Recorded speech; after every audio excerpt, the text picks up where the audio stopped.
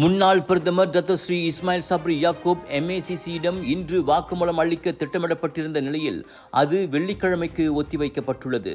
அவரின் உடல்நலத்தை கருதி அவ்வாறு செய்யப்பட்டதாக அந்த மலேசிய ஊழல் தடுப்பு ஆணையம் கூறியது. இஸ்மாயில் சப்ரி இன்று காலை புத்ராஜயா MACC அலுவலகம் வருவார் என எதிர்பார்க்கப்படுவதாக அதன் தலைமை ஆணையர் தான் ஸ்ரீ அசாம் பாக்கி முன்னதாக கூறியிருந்தார்.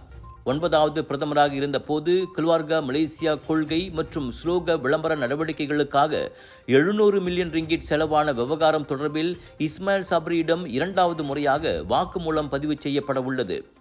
MACC உத்தரவின்படி பிப்ரவரி 10ஆம் தேதி தனது சொத்து விபரங்களை அறிவித்த இஸ்மாயில் சப்ரி பிப்ரவரி 19ஆம் தேதி முதன்முறையாக வாக்குமூலம் அளித்தார். பிறகு அவர் வீட்டில் மயங்கி விழுந்து மருத்துவமனையில் அனுமதிக்கப்பட்டார்.